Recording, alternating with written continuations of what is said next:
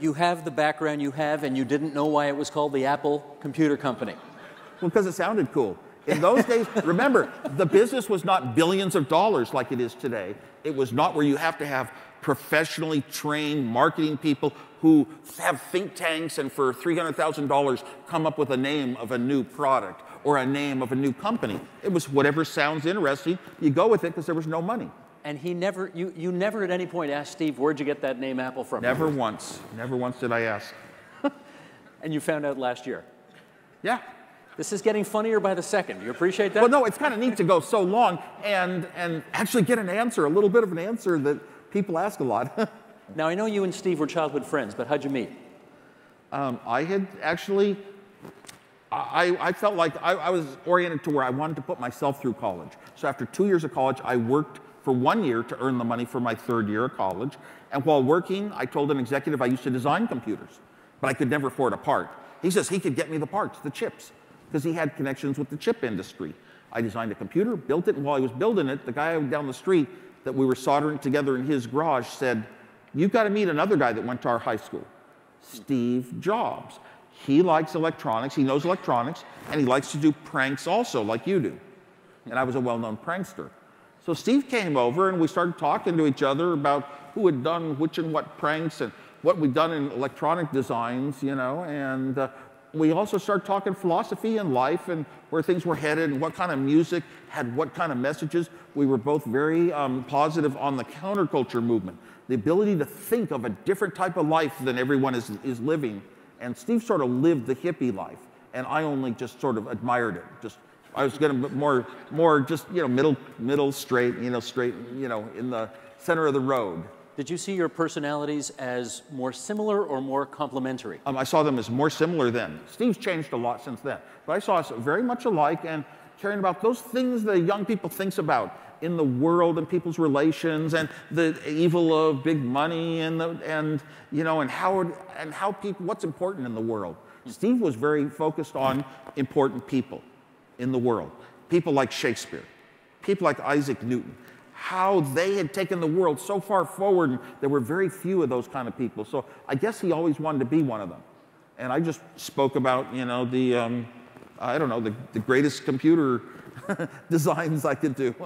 Are you still friends? Yes, we've never had an argument. We're not close friends, like we hang out together, but yeah. How could you have never had an argument if you'd spent that much? I think he's my boss. I work for him. I get a little paycheck every 2 weeks. Yes. I've read that you weren't nuts about the fact that he went back to the company afterwards. Is that right? I'm not sure where you read that, but it's probably accurate because it's sort of like his leaving had been a point of disloyalty, and he could have done his new thing inside the company too. But he felt an urgency that his life was meant. He had come to understand how to run a company and how to manage computer projects, and that he was meant to develop computers, and that he was being restricted at Apple.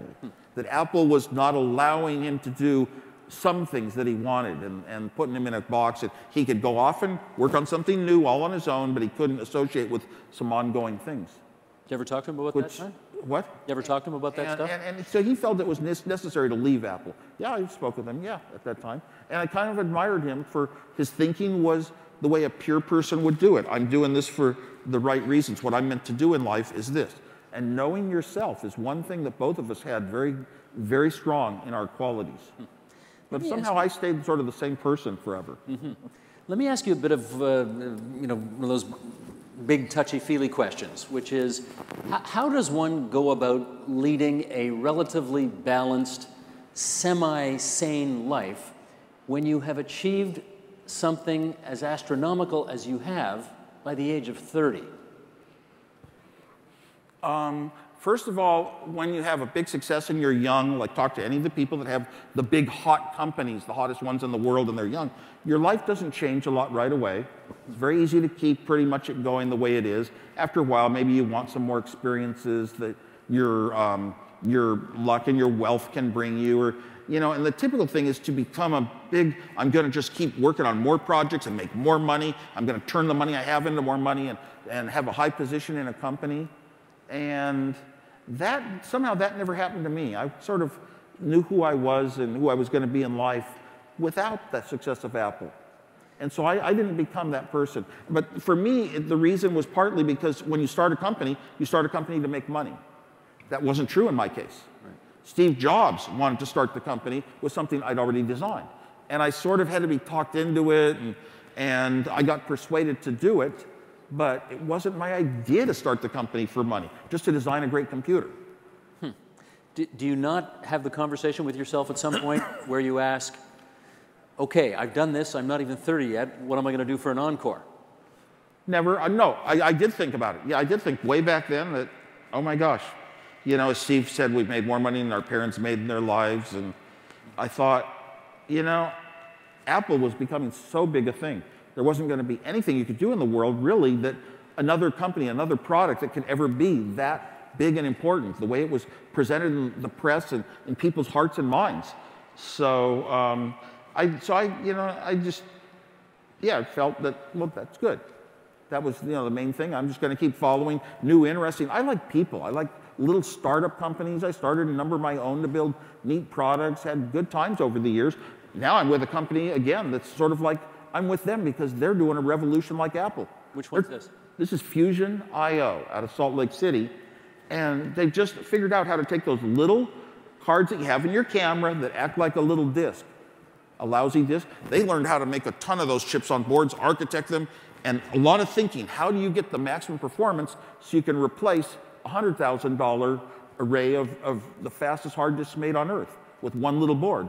And they've got the formula, and through the recession, this company has just been growing so fast, it's unbelievable.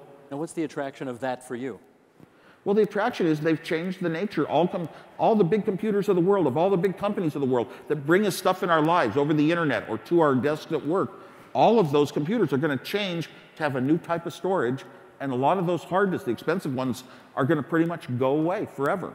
It's good. The writing's on the wall. I mean, I'm a computer architect, in my life, and to see the architecture of computers changing so drastically, I admire the brains of the people who came up with it and the way they're thinking it out and the way they've thought out some of the steps that have gone beyond that and even further out, and that our competition is probably working on today what we did 2 years ago. And I'm seeing a big revolution, and it's going to be a huge, huge company. I mean, it'll come to the point where there's more money in our boards for storage than there is in the computers that are using them. Now, my assumption is, and probably the people in the hall here as well, think you are inundated every single day of your life with somebody coming up to you saying, boy, have I got an idea, can you get on board? Does that happen? Happens every day. Every Always day. has, yes. It used to be, there are points in my life where, depending how much press I'm getting in what way, it'll be 10 a day that want me to get just associated with their company in some way. How do you? And I don't. How do I handle that? I have a lot of no's and people around me that help say no. And you can only do 1 day's worth of work every day. Mm-hmm. You can only see, if you get requests for 5 days of your time every single day, 5 days of your time, everybody thinking it's just a little bit, come meet me for something, you can't do it. There's laws of physics.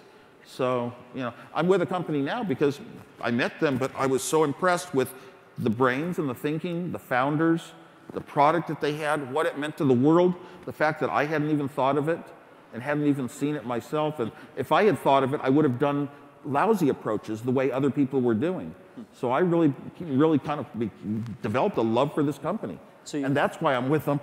You have to turn down, obviously, far more approaches than you can possibly associate yourself with. And do you ever wonder? I go out to a lot of lunches, and I wind up saying okay to be on an advisory board. Sometimes okay to be on a real board. I've been on boards of some companies that became pretty major players too, and it's fun. But I'm not a financial person particularly. I'm not a good board member. I don't think of myself. That's not my primary thing in life.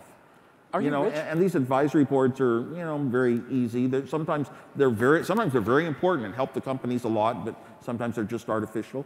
Are you rich? I'm so rich, you would never believe it. In terms of, richness is measured in happiness. How are you defining rich? Well, I will tell you the truth. I abhorred the thought of big money my whole life. And so all of a sudden when I had it, I decided I wanted to anybody who came in the door that was a good person, good teams of people, I was born in San Jose. all the museums of San Jose. I put my money into that area. I put my money into sending a lot of people to school that never had the chance, tons of computers into schools, and worked in my own school district. And I worked as a teacher for 8 years. It was one of the goals of my life. So I'm not that. I don't have to be that super rich. I can be comfortable.